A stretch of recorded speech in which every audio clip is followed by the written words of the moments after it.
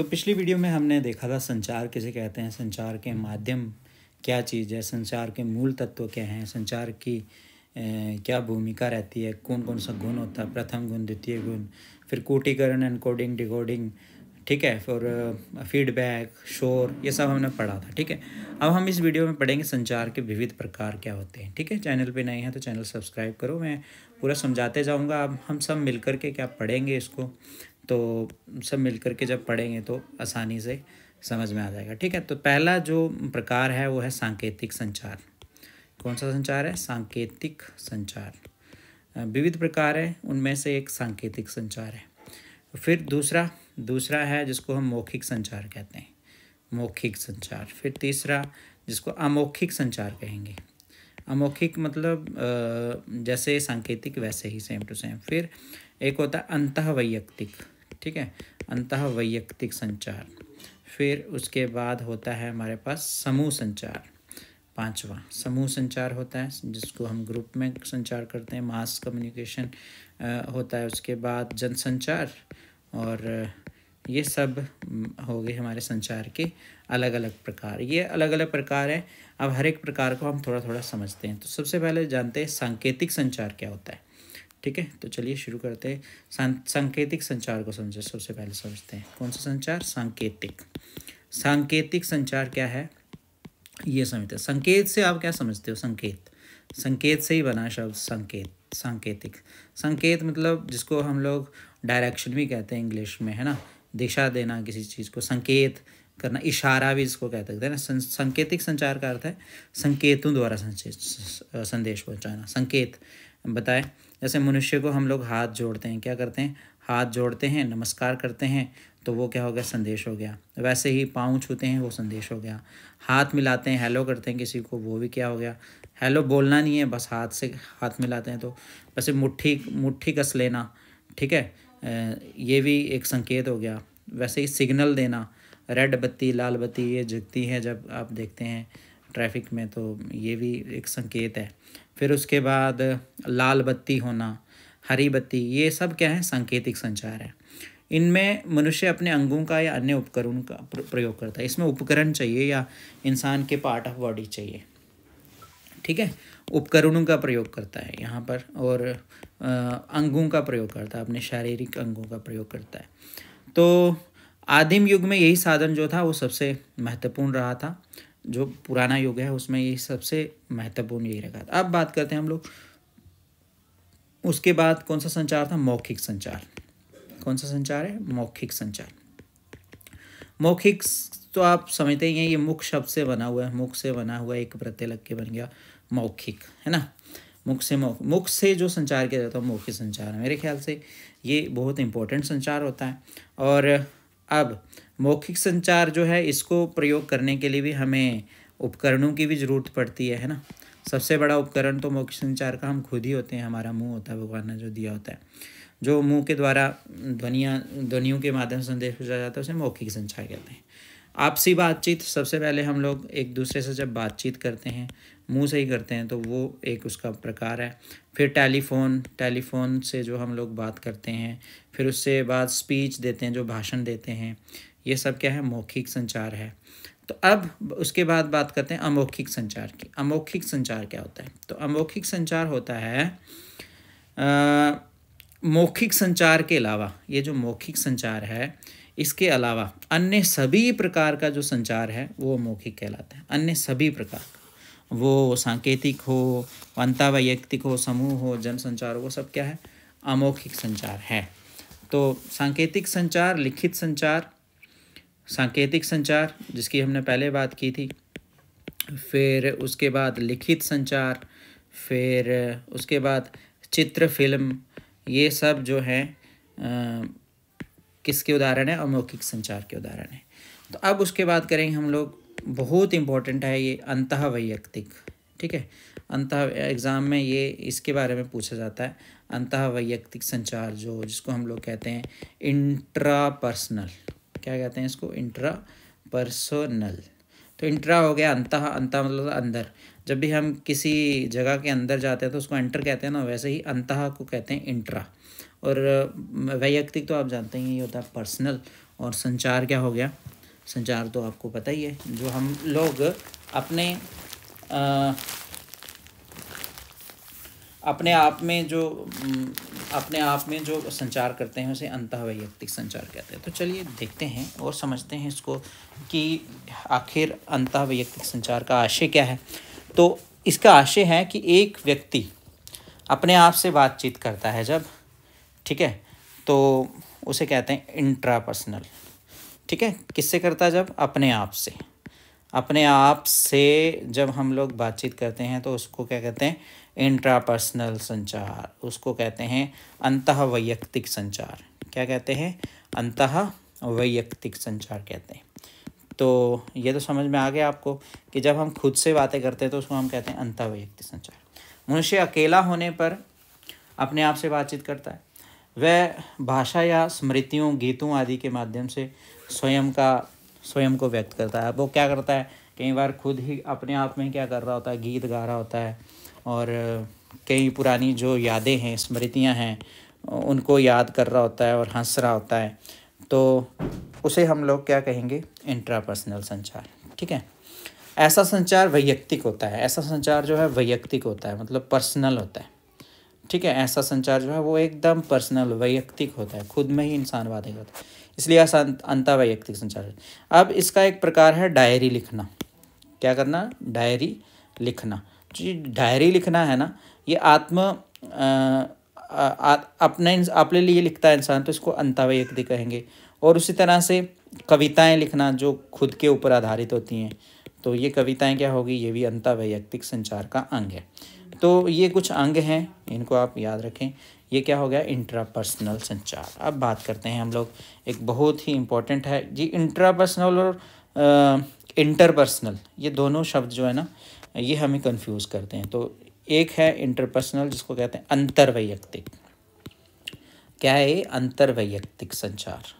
अब ये अंतर्वैयक्तिक संचार क्या है, इसको समझो। ठीक है, इसको कहते हैं, अगर इंग्लिश की बात करें तो इसको कहते हैं इंटरपर्सनल। वहाँ इंट्रा था, यहाँ क्या है? इंटरपर्सनल। इंटरपर्सनल कम्युनिकेशन है। तो ये इंटरपर्सनल कम्युनिकेशन क्या है? जब दो व्यक्तियों के मध्य में होता है। किन के मध्य में होता है? दो व्यक्तियों के मध्य में होता है। एक व्यक्ति ये हो गया और ये एक व्यक्ति ये हो गया। तो इन दोनों के मध्य में जब कोई संचार होगा तो इसको कहेंगे अंतर्वैयक्तिक। ठीक है, जब व्यक्ति किसी एक व्यक्ति से नहीं बल्कि एक से अधिक, यहाँ क्या हो जाएंगे? यहाँ दो व्यक्ति हो जाएंगे। ठीक है, यहाँ क्या हो जाएंगे? दो व्यक्ति हो, खुद से बात नहीं करेगा, दो हो जाएंगे। या दो मित्रों के बीच, यहाँ दो मित्र हो सकते हैं, इनके बीच में बातचीत हो रही है। अब पिता पुत्र के बीच में हो रही है, ये पिता है और ये पुत्र है, इनके बीच में जब बात हो रही है। अब माँ बेटी के बीच में जब बात होती है, ठीक है, या किसी और रिश्तेदार की एक आपसे बातचीत हो रही है, जो आपका परिचित है, उससे बात हो रही है, तो ये सब क्या हो गया? इंटरपर्सनल हो गया। अब इसके अंदर एक और आता है इंटरव्यू। ठीक है, जब हम इंटरव्यू देते हैं तो वो भी अंतर्वैयक्तिक संचार है। वो क्या है? अंतर्वैयक्तिक संचार। अंतर्वैयक्तिक संचार आप समझ गए होंगे। दोनों शब्द अंतःवैयक्तिक और अंतर्वैयक्तिक, ये दोनों शब्दों में बहुत फ़र्क है, और ये है अंतर्वैयक्तिक संचार। समझ में आया? जब दो आदमी एक दूसरे से बात कर रहे होते हैं तो इसको कहते हैं अंतर्वैयक्तिक संचार। ठीक है, अब उसके बाद चलते हैं हम आगे, और उसके बाद है हमारे पास समूह संचार। क्या है? समूह संचार। समूह, ग्रुप में जो हम लोग कम्युनिकेशन करते हैं उसको कहते हैं समूह। जब मास कम्युनिकेशन नहीं कहते इसको ग्रुप कम्युनिकेशन कह सकते हैं हम। जब कोई एक व्यक्ति है, वो क्या करता है? किसी एक व्यक्ति से नहीं कर रहा वो बात।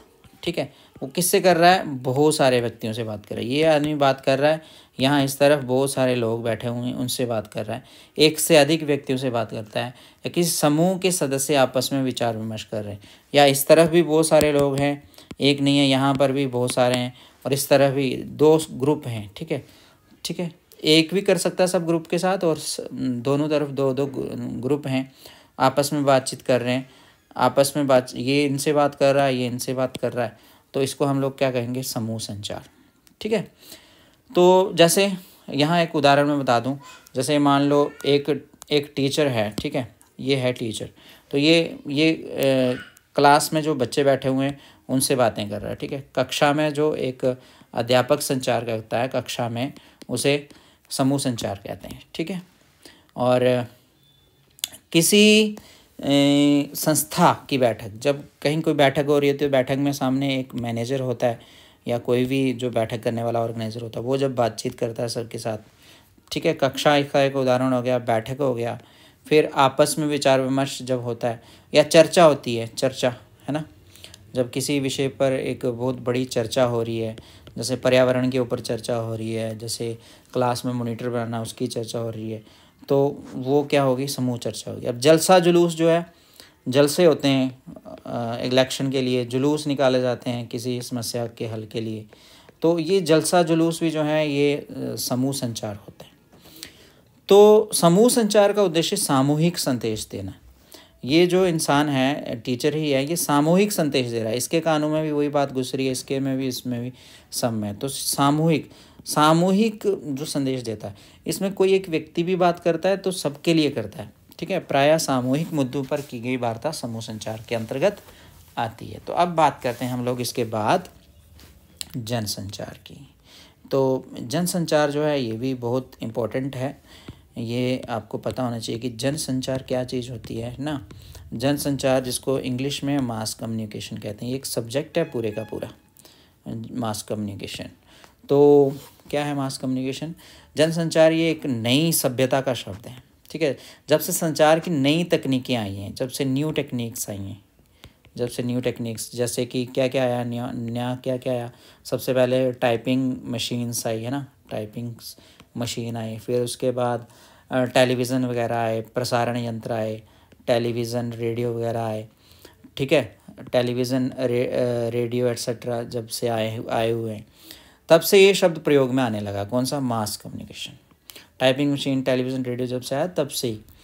तो जब हम किसी समूह के साथ, जब कोई एक ग्रुप है ना, बहुत सारे लोग हैं, इनके साथ हम लोग प्रत्यक्ष संवाद करने की बजाय, यहाँ से एक आदमी खड़ा होकर के इनको कुछ नहीं कह रहा, प्रत्यक्ष नहीं कह रहा, बल्कि अप्रत्यक्ष कह रहा है। ये कहाँ पर बैठा है? किसी एक रूम में बैठा हुआ है, और ये बाकी ये जो समूह है ये अपने अपने घरों में बैठा हुआ है ना। ये क्या, ये लोग किससे? यंत्रों के माध्यम से, मतलब इंस्ट्रूमेंट्स के माध्यम से जो है वो मैसेज रिसीव कर रहे हैं। प्राप्तकर्ता जो हैं इंस्ट्रूमेंट्स के माध्यम से रिसीव कर रहे हैं। तो ये क्या कहलाएगा? ये जनसंचार कहलाएगा। ठीक है। बहुत बड़े ग्रुप को मैसेज जा रहा है एक बंद कमरे के अंदर से, किसके माध्यम से जा रहा है? बहुत सारे तकनीकों के माध्यम से उसके पास पहुंच रहा है। तो इसको हम लोग मास कम्युनिकेशन कहते हैं। जैसे हम प्रत्यक्ष कक्षा पढ़ाते हैं तो जनसंचार नहीं है। ठीक है। लेकिन दूरदर्शन पर अगर पढ़ाते हैं हम लोग, जैसे मैं आपको अभी यूट्यूब पे पढ़ा रहा हूँ, तो ये क्या है? एक जनसंचार है। यहाँ पर आप बहुत सारे लोग देख रहे होंगे और देख के चैनल सब्सक्राइब भी कर रहे होंगे, लाइक भी कर रहे होंगे वीडियो। तो ये जनसंचार है। इसी प्रकार समाचार पत्र जो है, इसके बहुत सारे उदाहरण हो सकते हैं। जैसे समाचार पत्र एक उदाहरण हो गया, फिर पत्रिकाएं होगी, बहुत सारी मैगजीन्स होगी, फिर रेडियो हो गया, फिर फिल्म हो गई, फिर दूरदर्शन हो गया, फिर इंटरनेट हो गया। ये सब क्या हैं? जनसंचार के माध्यम हैं। तो बढ़ते हैं अब हम लोग आगे। तो जानते हैं कि जनसंचार अन्य संचारों की तुलना में किस कारण महत्वपूर्ण है। तो जनसंचार इतना इम्पोर्टेंट क्यों है? जनसंचार अन्य जो संचार होते हैं ना, उनसे कहते हैं कि महत्वपूर्ण है। जनसंचार अन्य संचारों से महत्वपूर्ण क्यों होता है बताएंगे आप? अगर आप बता सकते हैं तो नीचे कमेंट बॉक्स में बताएं। अब चलो मैं बताता हूँ। ठीक है। जब हम लोग वैयक्तिक हम संदेश पहुँचाते हैं तो वो सिर्फ अपने तक होता है, या समूह संचार करते हैं तो उसका भी एक दायरा होता है। समूह संचार का भी क्या होता है? एक दायरा होता है। जो बड़ी बड़ी रैलियाँ होती हैं, या मेले होते हैं, चुनावी सभाएं होती हैं, धार्मिक आयोजन होते हैं, उनकी बात करें तो उसका अधिकतम लाखों तक हो सकता है। ये जो रैली वगैरह होती हैं या सभाएं वगैरह होती हैं, तो इसमें अगर हम बात करें तो ज़्यादा से ज़्यादा 1 लाख लोग ही होगा, और कितना होगा जो सुन रहा होगा किसी को। लेकिन अगर हम बात करते हैं रेडियो की, न्यूज़पेपर की, है ना, न्यूज़पेपर की बात करते हैं, इंटरनेट की बात करते हैं, और दूरदर्शन आदि की बात करते हैं, तो इससे जो है करोड़ लोगों तक जो है वो हमारी मैसेज पहुंचता है, श्रोताओं दर्शकों तक पहुंचता है।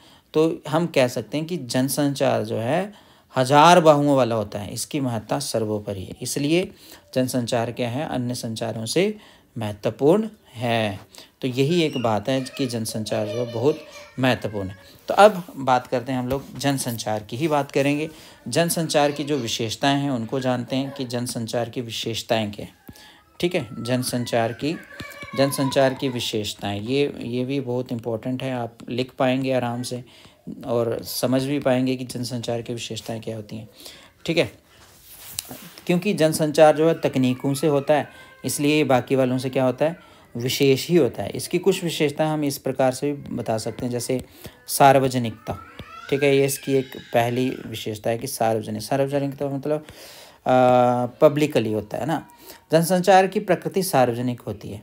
इसमें संचारक और प्राप्तकर्ता के मध्य किसी प्रकार का कोई संबंध नहीं होता।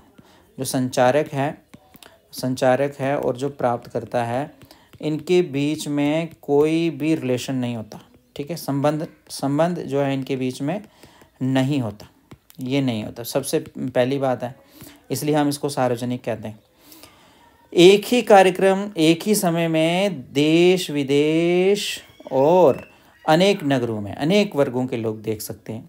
इन कार्यक्रमों में सभी की रुचि सार्वजनिक महत्व के कारण होती है, क्योंकि सार्वजनिकता होती है, सभी की रुचि का जो महत्व के सार्वजनिक मतलब पब्लिक इंटरेस्ट में ही होती है जनसंचार।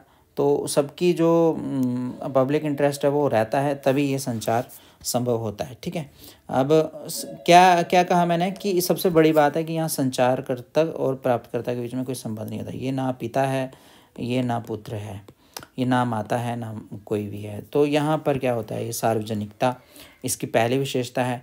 और दूसरी अत्यधिक क्या होती है, व्यापकता होती है। अत्यधिक व्यापकता होती है किसकी, जनसंचार की। अत्यधिक व्यापकता मतलब बहुत लंबा क्षेत्र जिसको कहते हैं, बहुत बड़ा क्षेत्र। जनसंचार माध्यमों की व्यापना जो है संभावना करोड़ों अरबों तक होती है। क्रिकेट का खेल हो या सामाजिक राजनीतिक अवसर हो, इनका दर्शन करोड़ों लोग एक साथ कर सकते हैं। ठीक है, करोड़ों अरबों लोगों तक ये पहुंचता है, इसलिए इसको हम लोग कह सकते हैं अत्यधिक व्यापकता होती है। बाकी वालों में इतना नहीं होता, इसलिए इसमें अत्यधिक। और क्या होता है जनसंचार की विशेषताओं में और क्या होता है, औपचारिक संगठन। क्या होता है, औपचारिक संगठन। ठीक है, एक फॉर्मल ऑर्गेनाइजेशन होती है जो जनसंचार की एक विशेषता है। क्या होती है वो, ये किसी एक व्यक्ति द्वारा नहीं, एक औपचारिक संगठन द्वारा चलाया जाता है। ठीक है, औपचारिक संगठन द्वारा मतलब एक ऑर्गेनाइजेशन जो है वो इस मास कम्युनिकेशन को ऑर्गेनाइजेशन जो है वो क्या करती है, इसको चलाती है। एक इंसान जो है वो नहीं जनसंचार करता, बल्कि एक पूरी ऑर्गेनाइजेशन है, एक संगठन है जो उसका संचार करता है। जैसे अगर हम मान लें समाचार पत्र ही हैं, समाचार पत्र जो है वो एक इंसान थोड़ा छापता है, इसके पीछे पूरी एक टीम होती है। ठीक है, तब वो आपके पास पहुंचते हैं। फिर उसी तरह से समाचार पत्र जो हैं वो सिर्फ एक ही नहीं है, बल्कि अलग अलग हैं। जैसे कोई हो गया हिंदुस्तान समूह हो गया, जागरण समूह हो गया, फिर उनके प्रकाशन समूह जो हैं वो अलग अलग हैं। ठीक है, उसी तरह से रेडियो हो गया, फिर दूरदर्शन हो गया। यहाँ पर भी आप देखते होंगे रेडियो में भी बहुत सारे चैनल होते हैं। जैसे आप विविध भारती सुनते हो, FM रेडियो जो हैं अलग अलग स्टेशन है, 92.7 हो गया, 93.5 ये सब हो गया। दूरदर्शन में भी आप देखते हो आज तक, जी न्यूज़, ये सब होते हैं। तो ये औपचारिक संगठन इसकी एक विशेषता है, किसकी, जनसंचार की। तो ठीक है, अब बढ़ते हैं आगे। और यहाँ पर ना क्या है कि जो जनसंचार है, यहाँ पर कुछ द्वारपाल रहते हैं, उनका नियंत्रण रहता है इसके ऊपर। द्वारपाल समझते हो, जैसे सिक्योरिटी गार्ड भी हम बोल सकते हैं ना। ये एक गार्ड होते हैं इसमें, जो इसके ऊपर नियंत्रण करते हैं। किसके ऊपर, जनसंचार के ऊपर। ये भी इसकी एक विशेषता है। ऐसा नहीं है जैसे आप किसी के साथ संचार कर रहे हो तो आपके ऊपर किसी का नियंत्रण नहीं है, आपकी जो मर्जी है वो आप कह सकते हो। लेकिन द्वारपाल का नियंत्रण है कब, जब आप जनसंचार कर रहे हो तो आपके ऊपर कोई बैठा है जो आपको देखेगा कि आप क्या कहेंगे क्या बोलेंगे, ठीक है। तो इसमें गेट कीपर टाइप होते हैं ये द्वारपाल। जो जो जो भी सामग्री जो है वो पब्लिश होती है या जो भी क्या होगी, प्रसारित होगी, ब्रॉडकास्ट होगी, प्रसारित होगी, पब्लिश होगी या ब्रॉडकास्ट होगी, वो सामग्री जो है उसके ऊपर पूरा कंट्रोल रखता है कौन, द्वारपाल, ठीक है। समाचार पत्रों के संपादक हो गए, जैसे न्यूज़पेपर के क्या हो गए, न्यूज़पेपर के क्या हो गए, संपादक, ठीक, संपादक हो गए। और सहायक समाचार संपादक हो गया। संपादक होता है, एक होता है सहायक, सहायक भी होता है, सहायक समाचार संपादक होता है, ठीक है, समाचार संपादक होता है। फिर उसके बाद सहायक संपादक एक अलग होता है, सहायक संपादक, सहायक संपादक एक अलग होता है। फिर उसके बाद उप संपादक एक अलग होता है, उप संपादक, ठीक।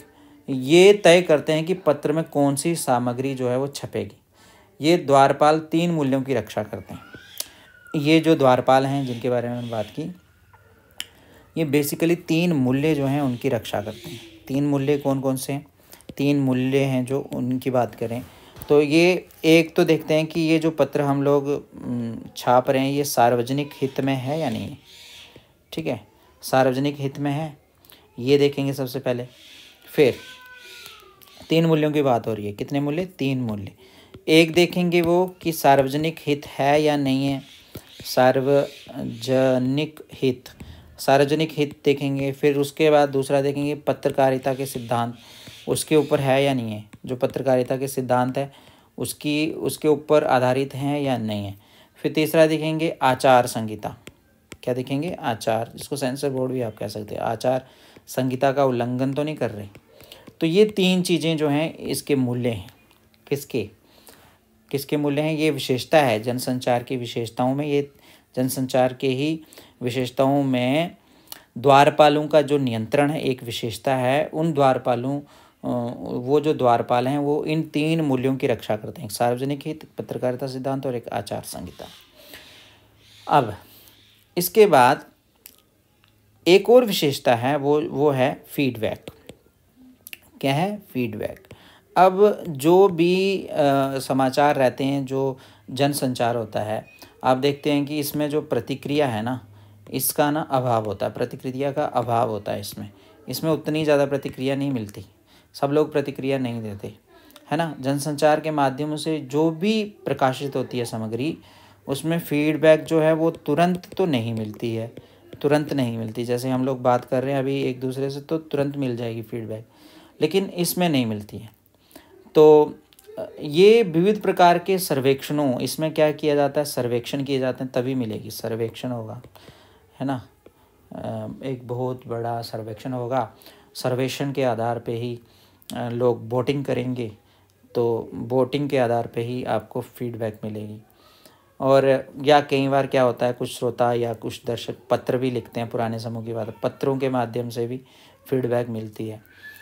और इनकी लोकप्रियता या अरोचकता का ज्ञान होता है, ठीक है।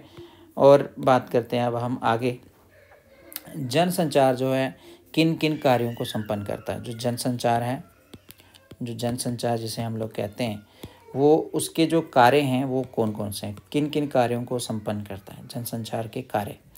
तो जैसे जनसंचार के माध्यम अनेक प्रकार के कार्य संपन्न करते हैं, जैसे हम कह सकते हैं कि ये सूचना देते हैं, क्या देते हैं, सूचना देना, इनका पहला कार्य हो गया सूचना देना। सूचना देना ये जनसंचार का एक मुख्य कार्य है, ठीक है। संचार का पहला काम है सूचना देना। ये न्यूज़पेपर हों या टेलीविज़न पे आने वाली न्यूज़ हों, सब क्या करती हैं, हमें सूचना ही देती हैं, पहला काम तो ये हो गया। दूसरा है इसका शिक्षित करना, ठीक है, ये एजुकेटेड भी करते हैं, एजुकेशन प्रोवाइड करता है एक किस्म की, तो बहुत सारी नई नई जानकारियाँ देता है जनसंचार, है ना, ये हमें शिक्षित करता है अलग अलग चीज़। तीसरा इसका एक और भी काम है, वो है मनोरंजन करना। जनसंचार जो है वो मनोरंजन भी करता है, ठीक है। रेडियो दूरदर्शन का जब से आविष्कार हुआ है तब से जनसंचार का एक मेन काम मनोरंजन करना भी है, ठीक है। और भारत के ज़्यादातर जनता जो है वो जो इलेक्ट्रॉनिक चीज़ें जो है इसकी इस्तेमाल करती है और इन्हीं के माध्यम से क्या करती है, अपना मनोरंजन करती है। तो ये है क्या, मेन जनसंचार है। अब उसके बाद बात करते हैं हम लोग इसके आगे है एक निगरानी करना। निगरानी भी करता है जनसंचार, ऐसी बात नहीं है। क्या जनसंचार क्या है, लोकतंत्र का पहरेदार है। इसको लोकतंत्र का पहरेदार भी बोलते हैं, लोकतंत्र का पहरेदार, ठीक है। कैसे पहरेदार है ये? तो ये क्या करता है, समाज में अगर कोई समस्या आ जाती है, समाज में कोई समस्या आ गई तो उसको क्या उठाता है, फिर उठा करके क्या करता है, समाज की समस्या को लिखता है, इसकी पूरा एक योजनाबद्ध तरीके से इसकी एक फ़िल्म तैयार करता है। फिर उसको तैयार करने के बाद जब सरकार जो है उसको देखती है, सरकार या धर्म केंद्र हो, किसी भी संस्था का अगर कोई बेकार सा काम हो तो उसके विरुद्ध क्या करती है, एक जनमत तैयार करती है, जनमत, ठीक है। लोगों के विचार जो है उसको तैयार करती है। तो हम कह सकते हैं कि ये निगरानी भी करता है। कौन? जनसंचार। तो जनसंचार का एक काम क्या हो गया, निगरानी करना। तो उसके बाद और क्या क्या है इसके काम, वो भी हम जानते हैं। जैसे एक काम और है इसका निगरानी करने के अलावा, एजेंडा तय करना, ठीक है। एजेंडा तय करना, एजेंडा भी तय करता है कौन? जनसंचार। जैसे जनसंचार जो है ये किसी योजना पूर्वक किसी मुद्दे को उठाता है, देश समाज के केंद्र में लाता है, देश और समाज के सेंटर में लाता है इस चीज़ को, देश समाज के सामने इसको लाता है ना।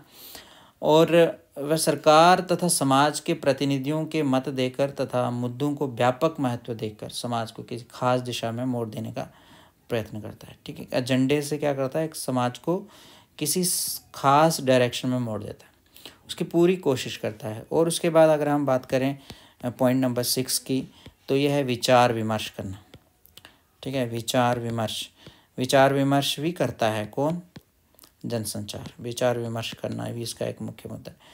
तो एक और संपादकीय लिख कर प्रसिद्ध विद्वानों का लेख छापकर जनता को प्रभावित करते हैं। दूसरी ओर पाठकों की आवाज़ भी, जो पाठक पढ़ने वाले हैं, पाठकों की आवाज़, जो न्यूज़पेपर को पढ़ते हैं उनकी आवाज़, समाचार पत्र, पत्रिका, दूरदर्शन में व्यक्त होती है। इस प्रकार जनसंचार माध्यम एक विचार मंच बन जाता है, ठीक है। आप देखते होंगे कि आजकल क्या करता है, एक जो संपादक रहता है या न्यूज़ को इकट्ठा करने वाला एक इंसान होता है, वो क्या करता है, समाज के बीच में जाता है और समाज के बीच में जाकर के माइक किसी एक इंसान के सामने रखता है, बताइए आपके यहाँ कैसे हो गया। तो ये क्या आता, पाठक जो है या श्रोता जो है उसकी आवाज़ को भी सुनने की कोशिश करता है।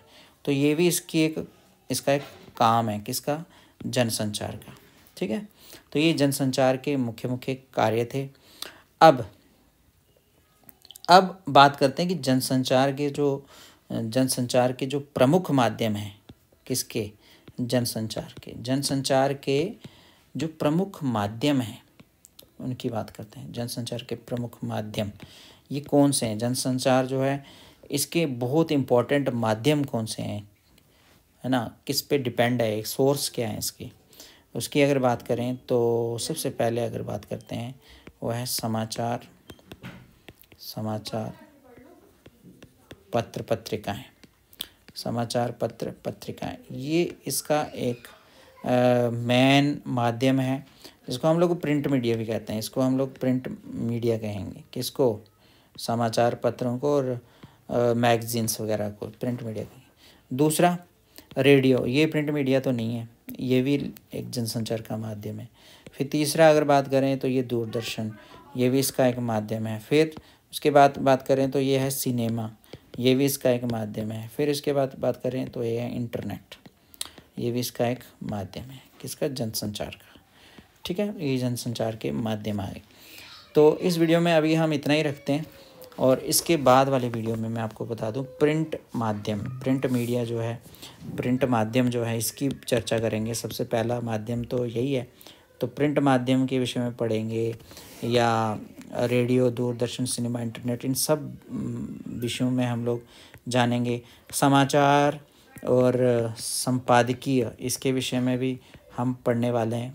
और देखते रहो, आप हमारे साथ जुड़े रहो, सब्सक्राइब कर लो चैनल को। पूरा डिटेल में आपको समझाऊंगा, आपको सारे टॉपिक जो हैं वो क्लियर हो जाएंगे।